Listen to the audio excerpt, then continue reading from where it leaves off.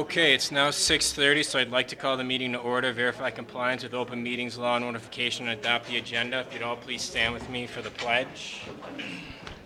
I pledge allegiance to the flag of the United States of America and to the republic for which it stands, one nation, under God, indivisible, with liberty and justice for all.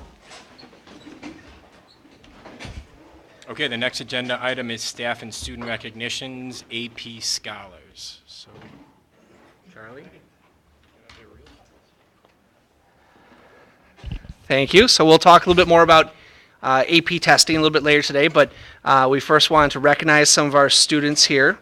So there are three categories. There's AP Scholars, there's AP Scholar with Honors, and there's National AP Scholar.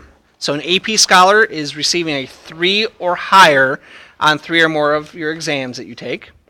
An AP Scholar with Honors is receiving on average a 3.25 or higher on all 3 exams or more, and then 3.25 on all your exams, and then a 3 or higher on at least 4 exams. And then a National AP Scholar is receiving 4s on all of your exams and 4 on 8 or more exams. So, AP Scholars, we have Isabel Boots, Thomas Domask, Abby Keniston, Trevor Kubnik, Nathan Walla, and Matthew Warbaleski. AP Scholar with Honors, we have Laura Boehm, Madeline Glodowski, Mary Jensick, and Anna Newgard. And then our National AP Scholar is Josiah Misblon. So, congratulations to all of those. Please stand.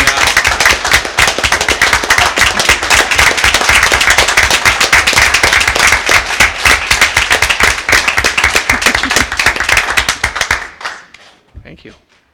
Thank you. Can I take a picture since Yeah. I think someone used to do that? I think I'm the person or something like that. I don't know. So if you were, like I noticed, you didn't stand, but you said, yeah. So I'm going to have you come up in the front so I can take a picture. Yeah.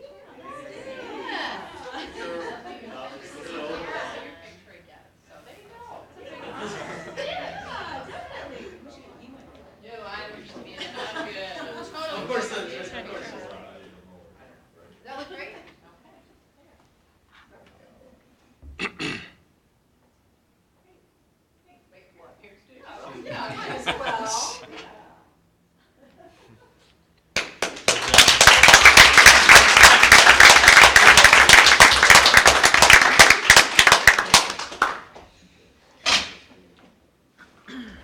Okay, now we'll move on to 4, the Whitnall High School Student Council Report.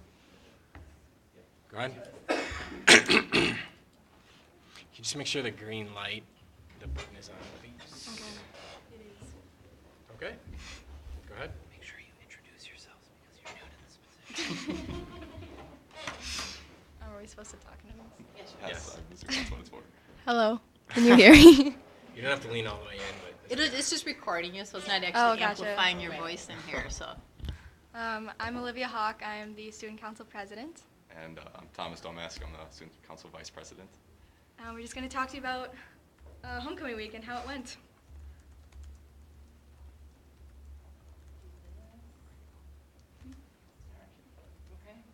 So first of all, we're wondering. Oh. Let's go slide by slide. So the spirit overall, we had pretty good spirit days. A lot of people participated. I think one of the main reasons is because we really tried to not segregate the grades this year, except for color war, of course, because you need to have that. And so like all the grades participated. We all looked the same. I thought that was a really good thing to have. You want to talk about the lunchtime games? Sure. So for lunchtime games this year, it was a little different since because of Freshman Academy, the freshmen have our own separate lunch. So we put in a different new point system, way to rank who won the games in each of the different lunches, and then compared those and just totaled those in with the overall spirit points that students would get per class on whether they participate in spirit days or not. And then pep rally this year was really good. I thought it was a fun time. Yeah. Like she said on the Friday, we didn't do color war on a Friday this year, just like last year. We did it on Wednesday. So pep rally was all Whitnall colors, not really, no segregation. Like she said, we were all, wearing the same colors. It was really just supposed to be about togetherness. Games went really well. I think, everything they had planned, the games, the dance team, the boys routine with football players, I think it all went really well. I think everybody had a fun time, and it was definitely one of my favorites. Same here. The parade went pretty well. We didn't have many problems. Most of the grades all the grades had their float by the end. We pretty much got all the cars together. All the grades knew what they were doing, and it was really good.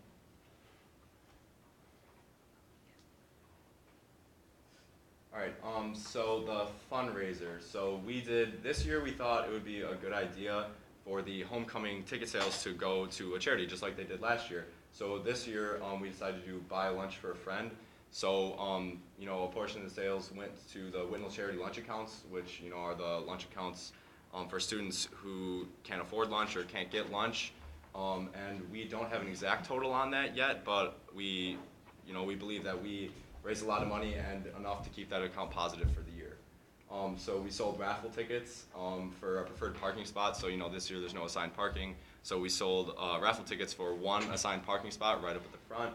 And so we sold them for gift cards for places in the area like Starbucks, and one for the school store, Charlie B's, and movie gift cards. And then, of course, you got to get Mr. Bauman's soap in there, handmade. 2 raffle tickets for that. No. Mr. Bauman makes handcrafted quality soap. It did. All the raffles. I believe Tess bought $40 worth of raffle tickets from that soap. She didn't even win, too. The one person that did win bought 1 ticket, and he ended up winning. And then, so we also did the Miracle Minute. So during the football games, we would play a song for 1 minute and see how much money we could raise within that minute. And overall, I just think all of our fundraising this year for homecoming week went extremely well.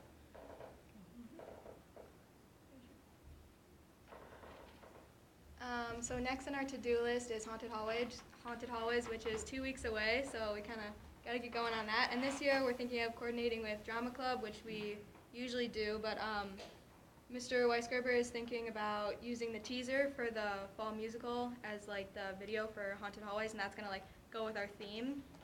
So it kind of matches up perfectly. It's going to be on October 24th from 7 to 9, and we're looking for students that aren't necessarily in student council to help out and make sure everything runs smoothly.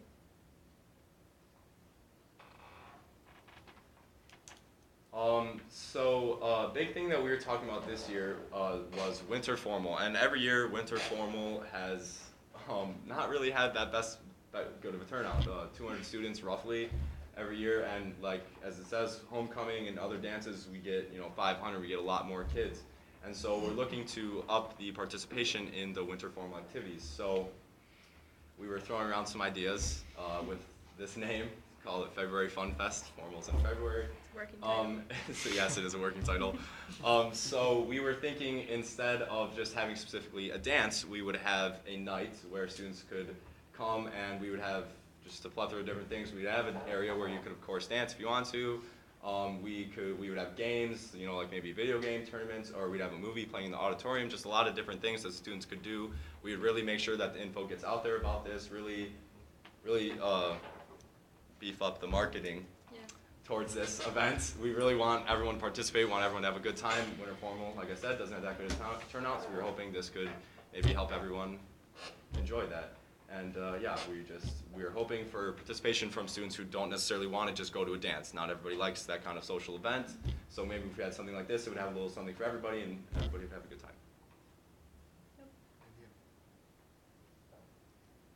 I think that's it. Yes, that is it. Thank you. Thank you for your time. Anybody have any questions? Yeah, any questions? All right. Well done. Thank you. Good job. Thanks.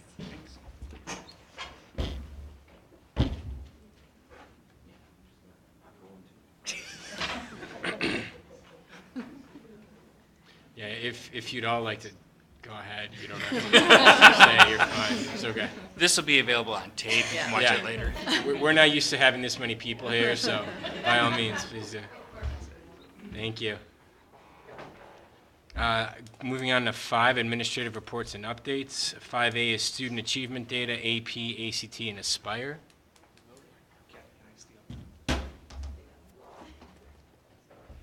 Airdrop that, man. Yeah, you should stretch.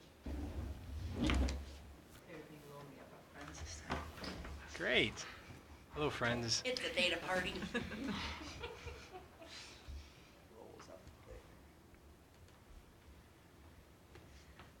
So we're just going to run you through some updates. We spent a lot of last year talking about student data. We tried to run the gamut pretty much K-12 and look at our various testing measures and what we are doing academically and how we are doing academically from kindergarten on up all the way through senior year. So tonight we're going to compartmentalize high school data with updates from 2017-18. So last year, as you recall, we looked at a lot of ACT data and AP data and Aspire and work keys and all that great stuff. We're going to give you a chunk of that tonight and by looking at our updates with ACT and AP and Aspire data. So we'll start off with our advanced placement from last year. So just some trends around AP, just to give a better perspective of how, as we go through our Whitnall scores, but as it relates in the larger scheme of things. So the volume of students who are taking AP exams in Wisconsin and nationally is slowly rising, but it's still rising year to year. The number of students who participate in the AP program, about 50% take at least one exam, 24% take 2, so on and so forth. Really only about 10% of our students take more than 3 exams in a year. So when you hear about our scholars who are taking lots and lots of exams, it's really true that they are quite exceptional with those things. UW-Madison is in the top 10 of colleges for receiving AP scores. So a lot of our students, that's a prize for them. They shoot to get into UW-Madison, and so AP scores are readily accepted by them. The highest pass rates we see in Calc BC, so that's new for us this year, offering Calc BC on site here. Spanish, art, and French. The lowest pass rates are seen in physics, English literature and composition, and chemistry. Are those nationally or here at our school? Nationally. Okay. And Wisconsin's ranked 11th in 2017 based on percentage of students who are scoring a 3 or higher. So a lot of Wisconsin students do well in AP. So as I mentioned, this year, these are our offerings for AP courses. Calc BC, English Language and Composition, and AP Human Geography are new for this school year. The other ones have existed at the school here for quite some time. So when we look at our trend of exams that have been taken and exams that have been passed with a 3 or higher,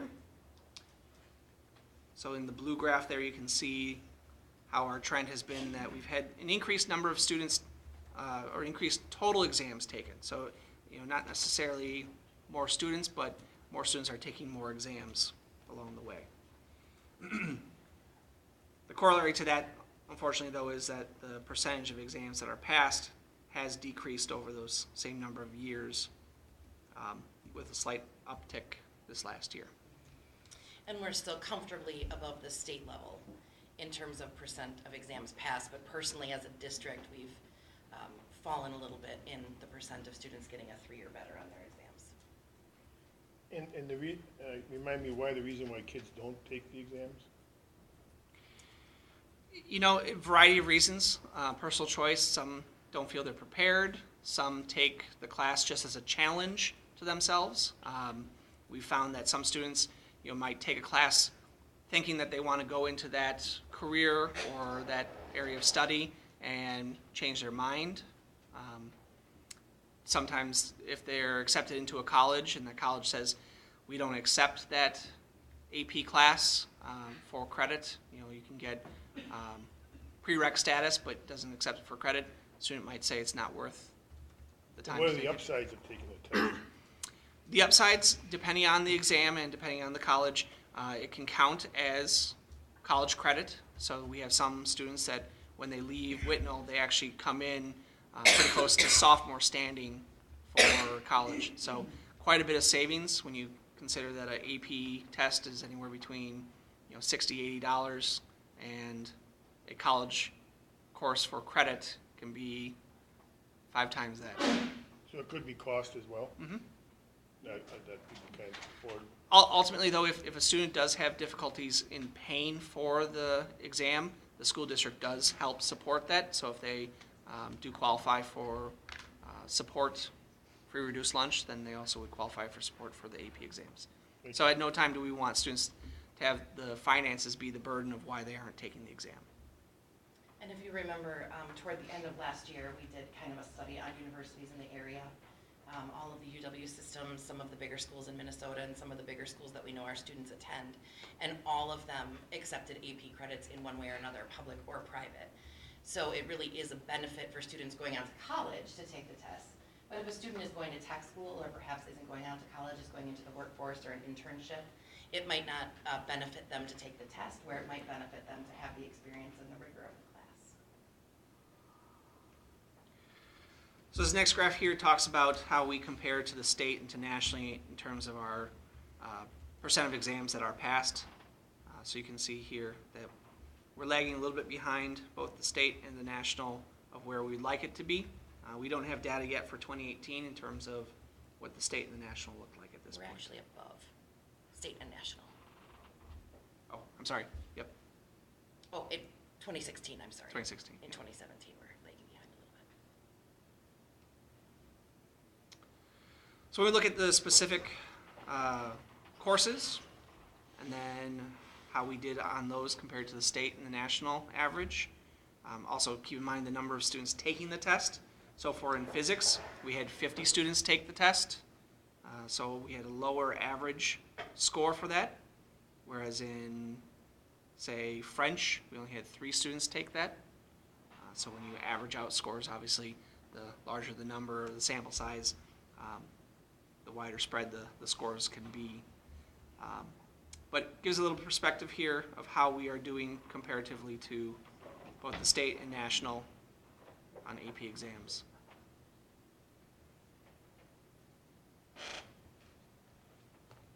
And this continues then for our other exams.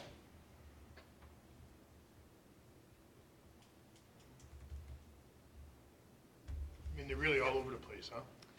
They are. Again, it's a little difficult to measure sometimes. So, in art, for example, here, art 2D and art drawing, out of those 6 exams that were taken, on average it was a score of a 3, which a little bit slightly under where it is for the state. But when you've got that small of number of students, if you've got 2 students, and one gets a 4 and the other gets a 2, it averages out to a 3. So it's harder to average those out and use that as a good comparison for things. Whereas, computer science, having 11 students there and averaging 4, that's quite phenomenal. And considering the rigor of the test as well, like Charlie pointed out that our physics scores are on the lower end, but that is one of the most rigorous and most difficult tests. Mm-hmm. So you have to keep that in mind as well. Goal-wise, we always want to try to be at the state or higher, so that way we are comparing ourselves to our peers. But yeah, there's definitely room for growth in quite a few subject areas. Questions on the AP before we move on to ACT? Are you going to get, as we go further on, are you going to talk more about the plans going forward for the AP? I guess more of, so we see this data, right? Yep. And we've talked about before, okay, what are teachers doing with this, right? I mean, a lot of them Yep. haven't seen it, haven't pursued the data in the past. Right, so, Um, sorry, go ahead. No, I was just going to say, I mean, what's in place now, since that wasn't a proactive thing that was necessarily done across the board? What are we putting in place to help? So in reaction to last year when we started to look over this data, we started to talk about who's teaching which AP courses. That dove into, what training have we had, what training have we not had, Have any of our teachers gone off to really be tighter with College Boards? You can be an AP reader, which has you read through the exams and really understand deeply what the content is, which obviously helps you in your own classroom if you're an AP teacher. So we started examining who has had what or not had what, and as we suspected, a lot of people had not done any of that training overtly. A couple of teachers had just gone online and looked around at the materials online, but that's a very different thing than actually going and engaging with the training. So we did send teachers over the summer to get AP training, and there are some this fall that are also just doing some workshop type things. And a couple of them are looking into AP readers opportunities for next year. Okay. So Charlie and I were talking about just getting all those AP teachers together now this year and just kind of getting a cohort together and having them all sit together, even across subject areas, just to talk about what this means to actually be, and to go through this data with them as well, and just say, this is what we're looking at, and, you know, we don't want anyone to feel defensive in this point in time, just because it's all, you know, it's all new to all of us as Sure. far as where we're at and what we now do about it. So that's our plans for this year, is just get a little tighter with that cohort of teachers. So fluctuations in the data prior to this, we really can't point to anything because we weren't trying to affect it in any way. So now going forward, we'll hopefully see trending going up. Correct. And to be honest, nobody really, admittedly, nobody really sat down and said, what does this mean? I mean, they did with themselves at points in time, but nobody ever collectively sat down and said, what do we do as an organization now? So you're right, yeah, it's hard to go back and point to anything specific now. Collectively, we have to have conversations as well. The AP tests are done in the springtime, well before we finish out the year, and we unfortunately still have to start after Labor Day, which puts us behind some other schools that have school sessions starting in August. So we have to have those conversations about what we're going to do to help our students be prepared so that when they walk in the door on September 4th or 5th or whatever the date becomes, they're ready to hit the ground running at that point, and there needs to be less time spent around review and reteaching of foundational skills so that we can jump right into what's on the actual AP test when they take in the springtime. Okay. The ACT. So this data is our graduate data. So this is the class of the 2018, their ACT. So when we look at this, this is students who have scored proficient or advanced, and comparing us to our neighboring districts here, so Greendale, Muskegon, Norway, New Berlin, and Whitnall. Charlie, can I just clarify this? Yep. Can you go to the slide before? That says class of 2019. Oh. I'm trying to understand, because we had this, so when we. Yeah, that's a mistake on Yep. my part. Okay, so these are our seniors that we're looking at, Yes. not our current seniors? Or Our seniors? current seniors who just took the test last spring. So that is a class of 20. Yeah. So it is a class of 2019. Oh, yeah, it but is. then, Yeah, so class of 2019, but they took the ACT in 2018. So it's our current senior, no. It's our current Yeah, seniors. current yeah. seniors, They took the 2019. test in Right, 2018, but they're 2018. graduating in they took the 2019. test in there, it's not the 2018. 28. Right, Sorry. the test was If I taken in misspoke. 2018. I say that because those of you who've been around the data know long enough that before it was a statewide test, and we still get that Right. data now, we get 2 sets of data.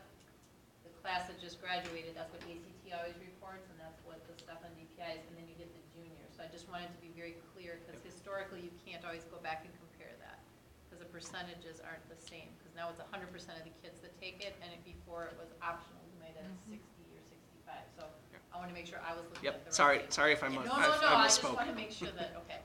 And actually, it's really good that we usually don't have that current of data. It's usually the year prior. Yep. So that's really good. And we know that some of these kids will retake Correct. it though, right? So Correct. that's what changes is that some of these kids will retake it, so when we look at their senior data, you've got to look at how many chose to retake it, okay? Great. And those retakes aren't in there? Not in this data, no. That was their very first one? Potentially their very first one. For most of them. most of them. Okay.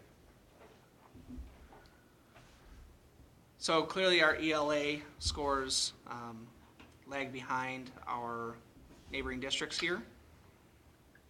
Likewise for math. Math is a little bit closer in gaps compared to the other districts.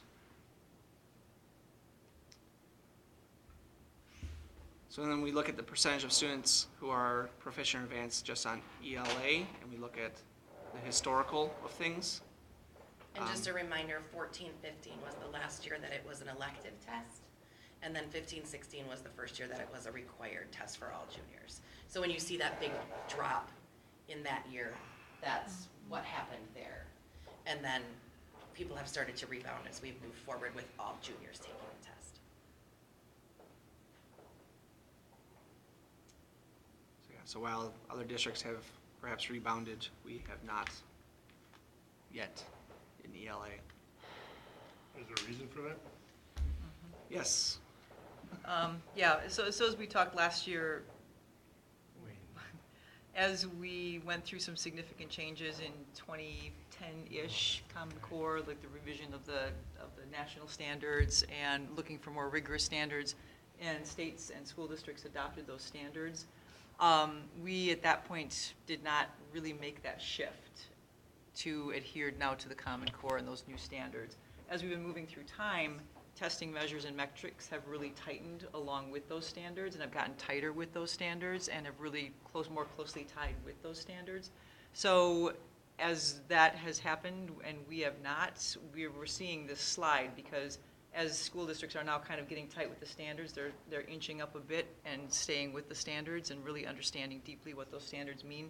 Our trajectory really shows that we just aren't attached to those standards yet.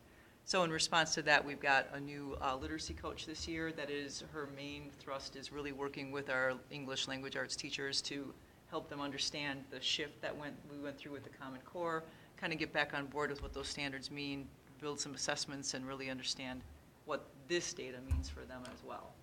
So it's just, all indications are that we just haven't really stuck to the new standards as they have evolved and as the tests have been really wrapped tightly around them.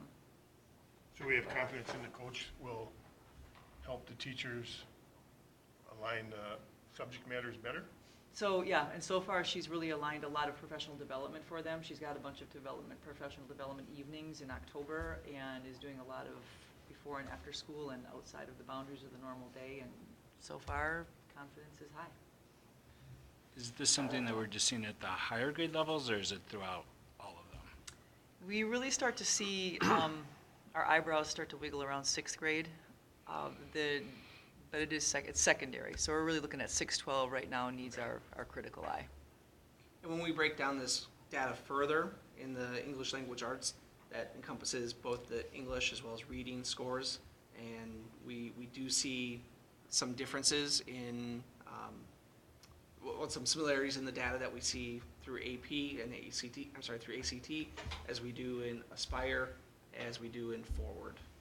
So we are seeing some of the trends. Our over the reading years. tends to be the place where we're struggling the most. Things like the ELA score that comes up in things like Aspire is more grammar usage and mechanics. So your verbs and subjects and those very technical English structures. Whereas the reading, when we break that down, like Charlie was saying, tends to, the reading and the writing tend to come out as the place where we really need to be focusing our attention. And they're all combined in this particular. And that's part of the literacy coach as well, because many times at the secondary level, when you have high school English teachers, they teach with the understanding that a lot of those fundamental skills are there, they're solid, and they're maybe not always predisposed to, I need to really engage with the literacy piece and the reading piece, and that's part of her job too, is how do you keep up with reading strategies and literacy strategies in the secondary years? That's not always something they've been coached well So on. Amy, when you're doing the stats or the data, so you can identify that? And then what kind of lag time is it before we actually start changing? That's hard to say. Generally, when they say three years to show actual significant changes in the data. But are I'm we- saying, when you notice it in the data, Yep. and you notify whoever you notify, what is that time frame? Our response is getting a lot quicker. So we, at the high school, had some data meetings today around our STAR data, which also mirrors a lot of this. Our STAR data is our universal screener at 9th and 10th grade levels. So the students took that test in September. We got their data back instantly. We're able to analyze it and then identify the students that need some targeted supports, whether it be with a teacher for intervention, whether it just be additional support in the classroom. Along those same lines, we're able to then get a general consensus of the standards that students need to work on. And as we're working on curriculum and things of that nature, we're able to say, looks like the students have a strong understanding of this standard, and instead of focusing all our time on that standard that we normally do in the curriculum, we can move past that a little bit quicker and focus more on perhaps this standard that's lagging behind. So you say in 6th grade you will wiggle your eyes, you're starting to see this. When we look at the data, that's where it starts to, yep. But if you look at like our report cards, our elementaries are doing wonderful. So, I mean, are they just falling off the table when they go to middle school? The data shows that we slide a little bit backwards when we go to middle From school. that And fifth to again, sixth it's that, grade. yep, it's that ELA foundational piece. And again, so when you ask about lag time and reaction to that, we have our ELA team at the middle school is 6 people and 5 of them are new to us for this year. So we've done some restructuring there. But really it's really understanding how to teach literacy and not just surface level learning. A lot of times we have taught what is more surface. Common Core in both math and language arts really force teachers to have to go deeper in content. And if you didn't start to go deeper when Common Core came around, that's where we have fallen off the table a bit. We're in our 2nd year now with the STAR data that Charlie just mentioned, and last year was the first year that high school teachers really could sit with data that was not just this big statewide testing stuff and it's things that we can react to a little bit more quickly. So step number 1 is we get the testing measure in, we get STAR, we get students used to taking STAR, then we get used to teachers having to look at the data, then we really have to say, okay, now we've looked at it, we can interpret it, now what do we do and how do we react to it? So it is coming in stages of learning for everybody. So the literacy coach for the high school is the same literacy coach for the middle school? No. Okay, so how do you ensure the continuity? Because again, if your data is showing the drop-off, if it's 6th grade, that's where our middle school starts. So what about the continuity piece? Our literacy coaches, so we have 2 K-5 literacy coaches, one at the middle school, one at the high school. So the 4 of them started working pretty tightly together. Well, the high school one is gone, this is a new one. But 3 of the 4 started working very tightly together last year. They did some K-through walkthroughs, K-12 walkthroughs, took some notes on what they would see at each level, what do we see from the literacy standpoint, just from being a literacy teacher. It was really eye-opening for like the K-5 teachers to walk through the middle school and high school and look at that. It was eye-opening for the high school and middle school to go into the elementary school and getting a better global perspective of what's happening or not happening K-12 and saying, you know, where are we doing well, where do we have some gaps and some holes to fill. So they will continue to work very closely together on what's happening at each of those levels and then how the transition. We've got a really close eye on the transition 5 to 6, 5th to 6th grade, and the 8th to 9th grade, because those are really tough spots even when you look at the numbers, just that transition piece. And the RTI, or response to intervention teams at the elementaries and the middle school last year, as Lynn mentioned, created some documents that allow the coaches to walk through classrooms and make sure that everybody is doing the same literacy activities the same way. Okay. And hopefully we will be rolling that up to the high school as well this year.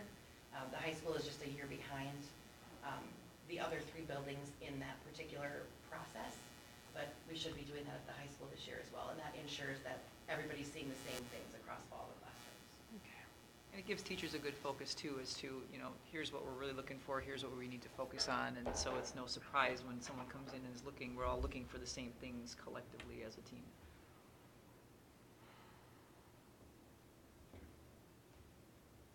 So then looking at math, again, that breakdown, comparing us to the districts around us for students who are proficient or advanced.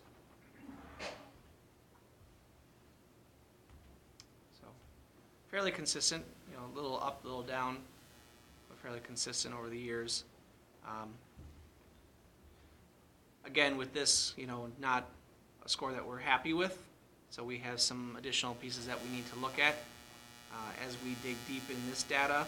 You know, the ACT really focuses around a lot of the concepts that are taught at the Algebra 2 and beyond level. And so when we look at our scope and sequence of classes, and if we've got students who in their junior year that are taking this test that perhaps have not seen some of the concepts due to where they are in the scope and sequence of things, makes us need to potentially relook at our math offerings in the coming years. And we are going to be doing that shortly here. We need to look, we started looking last year at what does our course progression look like at the high school in comparison to districts around us, in comparison to, as Charlie said, when they're tested on which standards and how that aligns to what they're seeing in their coursework. So those meetings are coming up quickly too, just to see, you know, are we offering the right things at the right place at the right time? We talked last year about we have a strange blip in the math program in that the Algebra 2 piece, which has got a lot riding on it, only gets offered overtly at the freshman level in the form of an honors class. And then after that, you have to dig pretty hard to find an Algebra 2 offering. So we need to fix that so that Algebra 2 is offered in a more equitable manner, more than just freshman year. And we are also working for both literacy and math. Math also, we have 2 new math coaches, one at middle school and one at high school. And we are working on our intervention program in math and literacy as well. So our students that are really struggling have that extra support to get those foundational skills under their belt before they take some of these standardized assessments. So what's New Berlin doing? Or what did they do 7 years ago? Would be your better question, is what we're now doing now.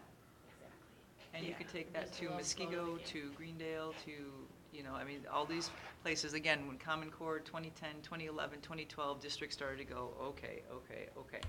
And I personally distinctly remember the hubbub around us when a lot of changes started to go into place in districts around us, and we stayed calm at that point. And it was great in the moment, but in the moment now we're kind of rocking a bit and reeling, and everybody else is well on their way to having settled into a good trajectory. Yeah, but even given that, I'm still looking at the discrepancy between New Berlin and even Muskego, Norway. So, not that it's statistically significant, but there is still a difference there. So, part of me is not completely convinced that it's all adherence to Common Core. Well, I can, I'm sorry. You know, No, so- I wouldn't say Common Core, but it's the other structures we've talked about, bringing in literacy coaches and math coaches, instructional strategies. So I wouldn't call it Common Core in terms of that, but they got on board with what it was expected. They are probably the district in the state that has the premier ACP, academic and career plan right now. They graduate the most students that are most aligned to, I would say, best prepared after high school to enter any, whatever their direction is, whether it's 2-year or 4-year, whatever. And they took, a lot of heat initially on that, but Amy's taught in that, so you can ask her from a teacher what they were doing back in those times too. Yeah, because That's what I was just gonna say. and they're So twice our from, size. Up until 2014, I was a high school English teacher in New Berlin, and they weren't doing anything different than we're doing now. It was a long process. In the 4 years from 2010 to 2014, when I left, we were just at the point of being completely comfortable with teaching learning targets, standards-based grading, the Common Core, which was huge. It made us amazingly better teachers. And our students learned better when we taught the Common Core, and putting together a very strong response to intervention program. But if you look at that though, I mean, we've gone up in the last 3 years. No, not leaps and bounds, but we're going in the right direction. Where if you look at the other ones, I mean, now look at New Berlin. You brought them up, right? Yeah, I they mean, they went were down. king of the hill, and now they dropped 12 points. I mean, you can't have smart kids all the time, can you? Right. Or can you? I don't know. Right, and obviously the year-to-year anomalies that may exist depending on your course and class. You know, that's why we look at the progression over the multiple years, because, you know, since 2014-15 in the math department, there have been pretty stable teachers there. So if our scores are looking pretty stable and pretty flat, what are the things that we can do to boost them up? Because not just the faces in front. So aside from obviously testing, if a teacher's in class, even at the high school level or middle school, and they see a student that's either excelling and not being challenged or struggling and needs extra help, are they reaching out to any of the interventionists to say, hey, I have these students, they're struggling in these topics, or they're excelling in this, I need extra help? What's that framework look like now? Sure. So perfectly timed question. We are actually dealing with that. We dealt with that today at the high school and tomorrow at the middle school. Yes, we use both the responsive data, which is the STAR assessment, because we know immediately what we're looking at, and then we compare that with recommendations from teachers last year, as well as our over the summer data that we get, the ACT or the Aspire or the forward exam, depending on the grade level. And we have a very large group of personnel, interventionists, coaches, guidance counselors, school psychs, administrators, and interventionists that all come together.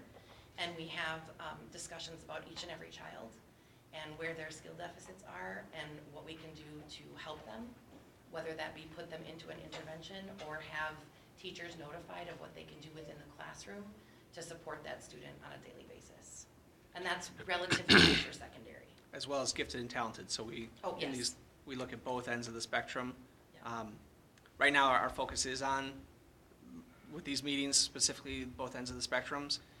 But weekly, on Tuesdays, the high school teachers engage in grade level meetings around student data to discuss then if there's any other qualitative data that they have beyond just the quantitative things that we see from our STAR. So if a student, for whatever reason, is starting to struggle in math, and we can intervene and catch that quickly here with some extra help or additional support, it doesn't have to be in a formal intervention process. At what point do you reach out to parents through some sort of notification?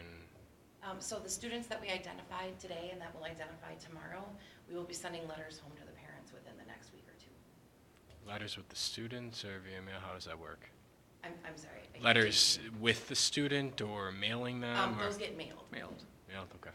They go to the administrator who signs them, and then they're mailed to the parents. And then the parents do have a choice to decline the additional support or accept the additional support. Okay. Do they have to respond? And how is EduClimber feeding into this? Because again, this is a lot of data, a lot of numbers, and one of the points of EduClimber was to give you a collective place to go and to continue to track this data, but anecdotal data as well. So helping, hindering, yes, no? Helping, yeah, and Okay. it's, we've spent a couple days, specifically at the high school, working with teachers, training them, so they can see not just what's current in terms of STAR. So if we have a ninth grader, we've known them for 1 month. How can we then look at some historical data to see how have they trended since elementary school? Yeah. Has this been something that's been a struggle?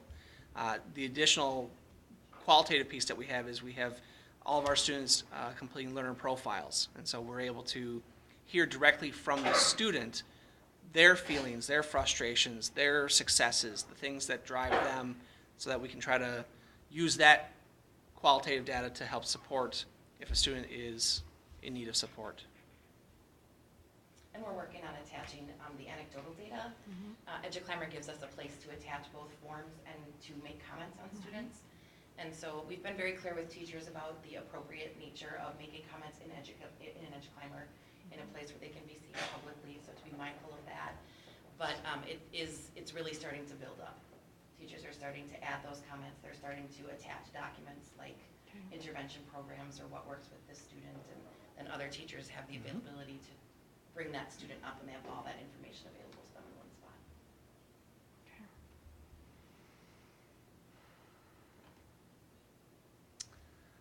So our overall ACT performance here, we are the blue line. So you can see here, we showed you the ELA before. That was the English and the reading scores. And you can see the math, science, and our composite scores.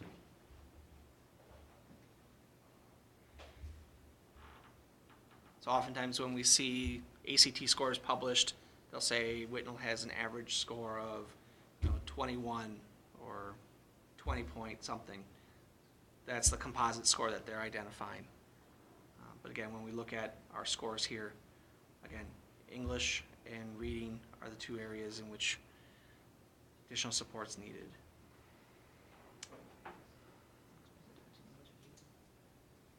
Yeah, so just to cover again, the English is more of the way we use the language, the grammar, you know, how we format papers, things like that, whereas the reading is the literacy component of being able to comprehend and read fluently. So the benchmarks that indicate college readiness vary depending on the test. So in English, it's an 18, math 22, reading at 22, and science at 23. So a student is considered by ACT to be college ready if they meet all 4 benchmarks. So we unfortunately only have a quarter of our students based on this test identified as college ready with those 4 indicators. You can see obviously then the number of students who scored higher than an 18 on the English portion, 62%. For reading, 37% scored higher than a 22 on the ACT. So again, the benchmark for reading versus English is quite a bit higher, and is an area in which we still have more growth to do. And you can see that we are on trend with the state in reading, but that's not a great thing either. I mean, it does say that we're similar to all those places around us, but we definitely have room for improvement. What is actual scores? This one's by the kids, but So then this is our state versus Whitnall ACT composite scores.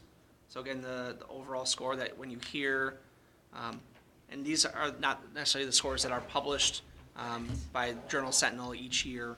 This is, again, that one single score that they had from February of last year. But we averaged out a 21.1 this past year, slightly higher than the previous year, but similar trend to previous years. So again, room for growth. We obviously are ahead of the state, but we want to make sure that we're well ahead of the state, not just there.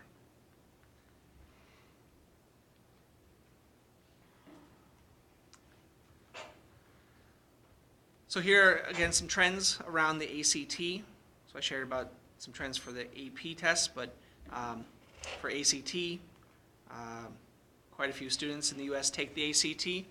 It's more predominant in the Midwest, although there are more and more schools who are requiring students to take the ACT. There's been a general decline in scores across the board for the last 10 years in the ACT, but again, more and more students have been taking the ACT. A big piece with equity is the state decided that they wanted all students to take the ACT so that if a student could not afford the ACT previously, so to your point about paying for tests, previous to 2014, students had to pay their own way for the ACT. So now the state picks up that tab for all juniors. There is some differences based on ethnicity that the ACT score is seen. Asian students score highest, and African American students are scoring the lowest, and that's consistent with some of the data that we see here on campus as well.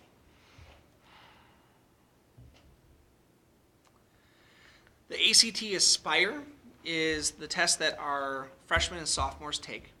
It's a predictor assessment for how students will do on the ACT when they take it their junior year. As well, it's broken out into the 4 categories. Identifies slightly different data here, but still similar data for us to see, to assist us. So it breaks out in terms of students who are in need of support, students who are close to that proficiency, students who are ready for the ACT, so they would meet some of those benchmarks that the ACT sets out, and then those who are exceeding their readiness for the ACT. And just to clarify, as we look at this, the 10th graders would be students who are juniors now, so they're going to be taking the ACT this year. and the 9th graders are students who are currently 10th graders. So that's the cohort we're looking at. So again, we can see the differences in reading and English. Again, this points to the same data that we see in our STAR, as well as similar data to what we see in the classroom. And we are, at the high school, the interventions that we're starting, we are targeting 9th and 10th grade. And you can see that in a score like this, that's directly in response to the fact that we have pretty large percentages of students in the in need of support category. And we want to make sure that we bring those numbers up, get those kids into the close and ready to for ACT categories, instead of being in the in need of support category.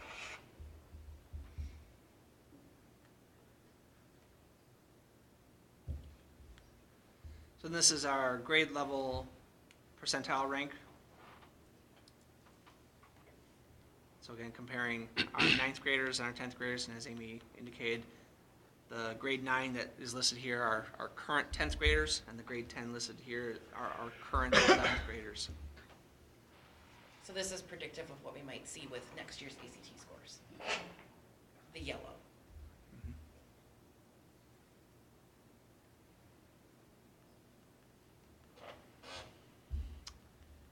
In the ACT, it also gives us some data around STEM, ELA, and text complexity. So this is additional data that we can work off of to identify areas in which our students need continued support. And so as we see here, both ELA and text complexity, as we look at our reading scores for students and what we're having the students read is important there. So we're providing some more rigor as well as relevance to what the students are learning. Additionally, STEM, so that's our science, technology, engineering, and mathematics. Quite a bit of need there for additional support. Again, these are our current 10th graders that we identify these scores for.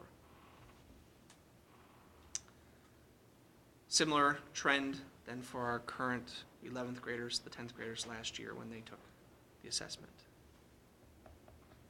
And right now, the STEM numbers that we look at make sense because we are, as of last year, we identified some needs there and, you know, updating our needs for, you know, the science and technology, and the career pathways that are going to go computer science and manufacturing. And so with a new tech program kind of off the ground here, we're going to, and looking at our computer science offerings, the STEM these numbers, we would expect those would start to reverse once we have programs more firmly in place after this year.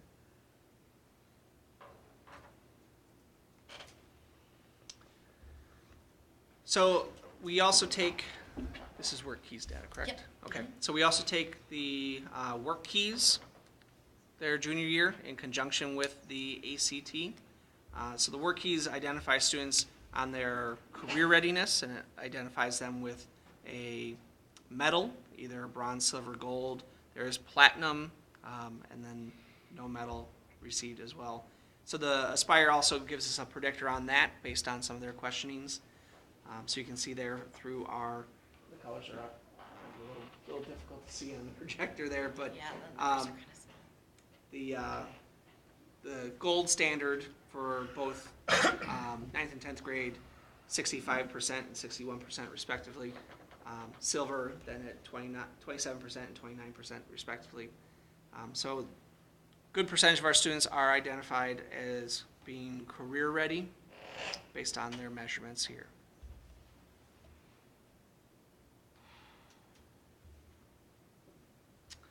So when we look at the predicted scores that ACT Aspire gives us, so our students, based on those assessments, we would see a composite of 20.2 for our current 11th graders if they took the ACT at this time.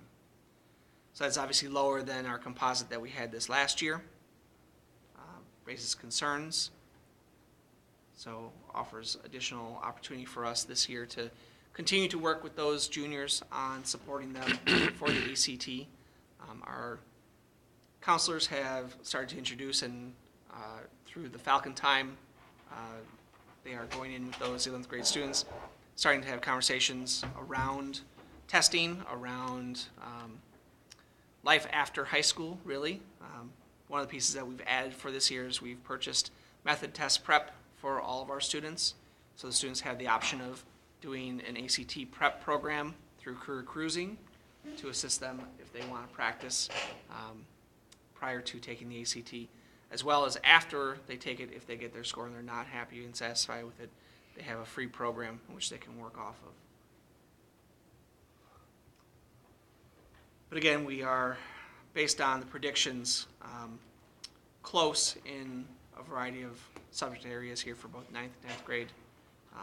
But they've identified that our students' ability to do the conventions of English, so the punctuation, the grammar, that they are at a ready stage for that.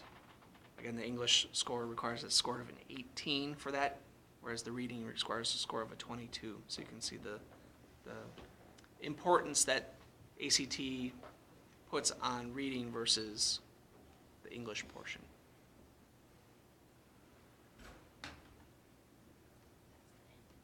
And that's it for these scores. Questions? Well, thanks for getting the data to us prior to the meeting, that was important. Welcome.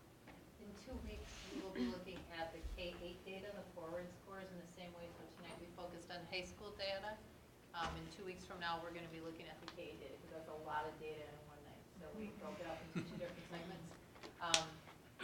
School report cards will be publicly available in November, so this gives you a backdrop into how some of those components are calculated, knowing that some of this information we have tonight are used into that, so that'll give you some background information into that also. Thank you all. Thank you. Okay, 5B is 2018-19 budget variables with Mike. So, just want to provide an update on some, thank you. Just want to provide an update on some additional variables that have been finalized as of now, because on October 22nd, you will be approving an original budget as well as the tax levy. So I'm going to use the sheet that is in your packet and just kind of go down, and when you have a question, let me know. If you don't, great.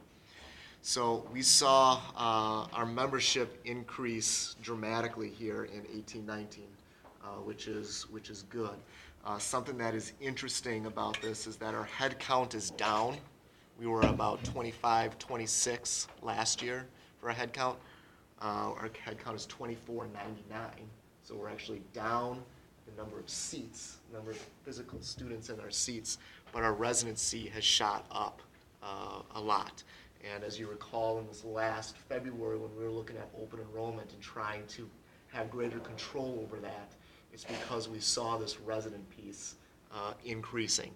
So we went from a residency of a resident membership of 2126 in 2017 to 2171 here in 2018, 2019. So the 3-year average, we have numbers of 2074, 2126, and 2171 to get that 3-year average of 2130. What you should note about this then is for next year, as that 2074 drops off, that's the low number in that 3-year average. You're going to see residency almost without doing anything. That 3-year average will increase again. If you'd have a similar number this year to next year, another 2171, your revenue limit would rise about $350,000 from this year to next year just based on residency. The interesting thing is that 3-year average and how that plays out. So you have a huge increase in your residency. Well, if you have that, but your head count drops, it means your open enrollment is way down. And so our open enrollment is down approximately 50 students. So we're losing about $300,000 in revenue from there from what we were getting last year. And so we accounted for some of that in the original budget that was presented at our annual meeting, but we still needed to account for that additional. Some of that's simply wiped off by having just a greater membership number. Those 13 students bringing in that 10,600 wiped out almost the rest of that loss. But it is a loss in revenue. We're going to be around 2.9 million versus 3.2 million that we usually have gotten. So would we like to have maybe a little more open enrollment in? Yes, we have waiting lists, but it depends on the grade. It depends on whether there's actually an opening or not at that grade. One of our grades, it's either third or fourth grade, has a very low number compared to the rest of our elementary schools. Or compared to the rest of our grades, there's no waiting list at that grade level. And that's just kind of how it falls. In other grades, you might have a waiting list, but the class is already maxed out as far as what we see as optimal capacity. So that's kind of a game that you have to just play as far as where you have your open enrollment seats available. Any questions on that? Because that's a lot of what is going into the formula right now, and maybe you have the most questions on that, or you want to just let it sink in. Do we know how many open enrollments are going out? Yeah, so we have a few more. We went from maybe 94, 95 to 103, 104, so 10 more. That also is a resident number. We count that person that student as a resident. So you might have some additional people moving in. They chose to remain at their other district, and so we count them as a resident all the same, and that's could be part of the reason our membership is up. You have greater open enrollment. You can see that membership rise as well. So yeah, we're going to see membership increase again, undoubtedly in 2019, 2020. And we'll just continue to see kind of how much of that residency continues to be a part of our head count. Moving on, if there's no further questions, or simply ask me later. Property valuation, we had in our 18-19 annual meeting it increasing by 2%. It increased by 2.84%. That is what was projected for in May. I was conservative at the annual meeting because of what we saw last year, but we did get that 2.84% that we thought, so that's going to help drag down the mill rate a little more as you spread taxes out across a greater property valuation. And then just some things that go into our revenue limit formula. We don't have to dive too deep. We did get an increase if you skip down to the transfer of service. Whenever a district receives special education students from another district, they move into our district, you as a district are able to claim some additional dollars that follow that student from district to district. And so Jackie did a nice job of working with those numbers and getting that into the state, so they knew kind of the additional costs that we were seeing for special education. They can be partially offset through the revenue limit formula, and so we're able to get about $62,000 to cover a portion of the cost that we saw. We had a pretty big influx of special education students for 18-19, and by no means is it only $62,000. There'll be some additional costs with that. Then, I guess most importantly, then kind of moving our way down, and what I alluded to in a communication to the board is right now we're still going to put in a $2.1 million referendum payment here in year one. And initially what that did, if you recall at the annual meeting, is that kept the overall tax dollar amount below last year. So originally we had 16, if you look at the 17-18 final scenario, we had 16.5 million. We originally were going to say it's only going to be 16.456, right, just to kind of show that we're offsetting the referendum with this increased state aid number. With the additional membership count going up significantly, with the transfer of service factored in there right now as well, state aid not changing, though we expect that to go up. We see the overall tax levy, the dollar amount, going higher than what was projected, the 18-19, but the mill rate still staying around that 988 number. We're at 988, around the 986 that was presented. Just for your own purposes and kind of looking forward to October 22nd, I do see that state aid number could be closer to 8.3 million than 8.125. Okay, so that should bring down that tax levy from 16.6 back down to 16.5 or 16.45, close to where we were. And it should bring that mill rate then down well into the low 980s. The question that we're going to have to wrestle with on the 22nd is, where do we want that mill rate? How high do we want that initial payment to be for the referendum? Or how much do we want to set aside into Fund 39 as far as having a fund balance that we talked about to be able to smooth out the levy? There's two things on October 22nd. You're going to have to decide between, do we want to have a fund balance in which we can smooth out levies in the future should there be fluctuations? Or do we want to put that initial 2.1 or more just towards the first payment? This is the only year in which we would able to simply say, yes, we want more to go towards our debt payment. You don't really have that flexibility moving forward. The reason we have that flexibility is because we're offering two different debts, right? We already offered one, and we'll be getting another one in January for this remaining $6 million. That's what gives us the flexibility right now to kind of choose how much do we want to go towards the debt payment this year. Putting all 2.1 million, and I'll wrap up with this. Putting all 2.1 million onto the debt payment this year saves taxpayers approximately $95,000. If you go above 2.1 million, the more that you would save in interest costs over the course of the loan.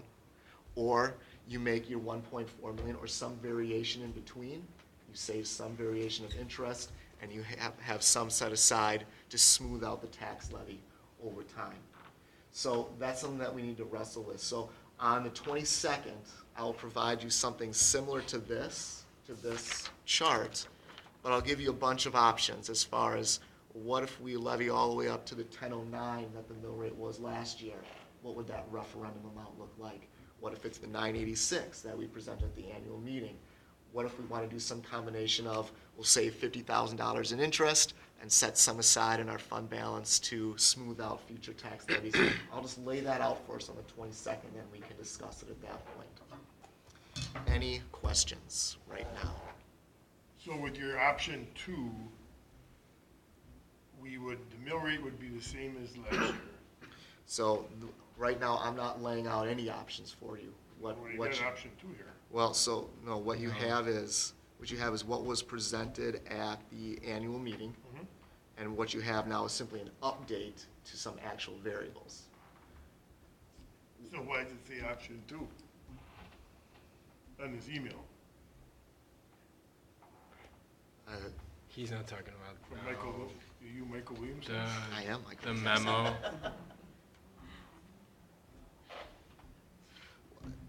Regardless, I don't have any options laid out for you right now. I might have just used 1 versus 2 for what I was showing you for the annual meeting versus the updates now. But truly on the 22nd, you will have a multitude of options. Let's call them 4 or 5 options that we can look through. And they'll be called options. I'll call them options, and I'll remember that I call them So options. you have option 1 as 9.86 mill rate, option 2 as 1009 mill rate. Yeah, so this was before Before these other variables, This is obviously. before the other variables came through, yes. Yep, So disregard this email. yep. Well, so the reason we wanted to get that out was to get you thinking about, we aren't stuck at the 9.86 that was presented during the annual meeting. It's to really, okay, we're gonna have some options to discuss so that it's not the 22nd and we're walking in, oh, by the way, do you wanna do 9.86 or do you wanna do 1009? And then we're having a full-blown discussion there. We wanted to get the memo out so that people would understand we have some options. Bring some more information today. In between now and the 22nd, if some more variables come out, if we can send an update that way, we will. Just so we can be prepared for the 22nd to have a conversation, instead of walking in on the 22nd, all this dumped on our lap and having to try to decide then. Yeah, the memo sent to the board was simply showing, thank you now that this has jogged my memory, simply showing that if we would levy all the way up to the 1009, you would have a referendum amount of 2.4 million instead of 2.1.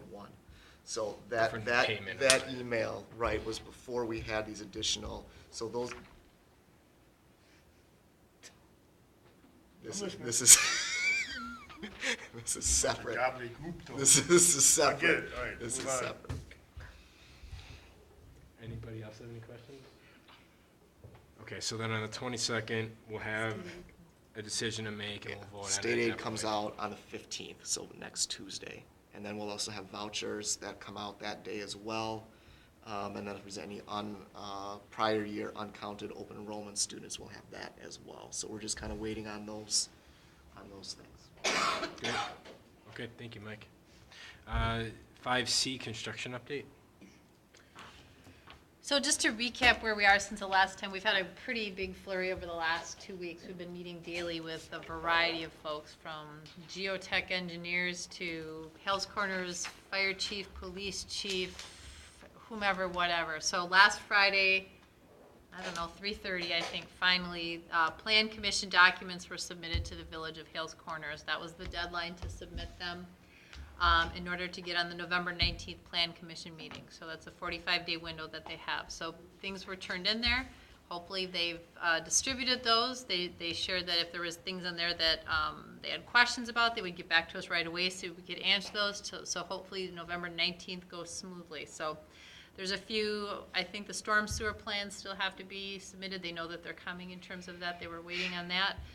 But that all got submitted. So there was a lot last minute stuff that we got. We got our state permits, all of those required signatures and all of that. So that was done on that. So that's the plan right now. I shared with the board, but wanted to just share that there will be 3 bid packages that we have to approve in terms of subcontractors. And those are timed out intentionally. So the first one, as we've gone forward with an accelerated timeline, and while there was never an approved timeline, it was one in which Bray Architects from the beginning was sort of planning on, which sort of finished this project late fall in the school year. When we went through the construction management firm interviews, it was an option thrown on the table to have a more accelerated timeline to ensure that we could start the 1920 school year with completed projects, specifically at Hales Corners Elementary. That was very intriguing to us. Thought that that was, especially with some of the dilemmas at Hales Corners Elementary and with parking and traffic and all of those things, made a lot of sense because the demo of the 1948 part of the building would have to happen then while school was in session in the fall, which is a little bit more, challenging. So that accelerated timeline has caused, with weather in Wisconsin, has caused us to sort of accelerate a lot of different pieces. So in order to really start some of the work at the Hales Corners Elementary, we're moving our first bid package up. We're actually adding masonry into it because we want to get some footings in the ground prior to it freezing. And so we want to have that there. So the first bid package will actually be on November 12th, in which the board will have to look at the subcontractor. So we look collectively at those bids, we open them and make that selection. That's not done without the district. We have significant input into that decision. So that will come to the board. So that's the first bid package. The second 2 are in January then, that are going to be more specific to our other buildings. So the one in November is very much focused on the Hales Corners Elementary project because of the timeline there. And we're hoping then to be able to start high school specifically right at the end of the semester, beginning of February, with the middle school probably shortly after that, and trying to really keep that. The high school project, we're able to keep the construction contained because of where it is located in the building. We have access to the building from the back, so it'll be the least disruptive that it could be in terms of that. So that's the plan with the bid packages that move forward. So we reviewed last Thursday with them all of the timelines for publicizing subcontractor bids, when they're going to be due, and the reading of that too. So we'll share that as that comes about, but that's where we are in that process. So lots of work to get the documents into Plan Commission. In terms of the city of Greenfield, because that will be where our middle school and high school is, those are permits. They are not actually Plan Commissions because we're not changing the footprint of the building. And the same thing with Edgerton. That's why that doesn't have to go forward right now to the Plan Commission, because the footprint isn't changing. Those are just all building permits that they have to get and secure. Some of the challenges at Hales Corners Elementary, because Janesville Road is a state highway, and some of the other stuff they're engaged with, some of those things just required a few extra ones, but not too challenging. So lots of positive feedback from the village, staff, police, fire, very happy with the changes that we're making to the building, mechanical, fire systems, updates, traffic pattern, all of that. So are all very pleased with the changes that were made. School safety, again, being a very strong priority, especially in that building. And so that, I think, is, everybody's very happy about that. So far, moving along. Is there anything? No, Okay. moving along. Yeah. Any questions? Okay, thank you. On to 6 items for future consideration. I would like, through involvement with SWSA, we have quite a few things come, and you get copied, I think everybody gets copied a lot of the political part of this. Do we want to make commitment as a board? Do we want to get involved? Do we want to, so I would like, I don't know where this goes, but do we as a board want to be involved politically?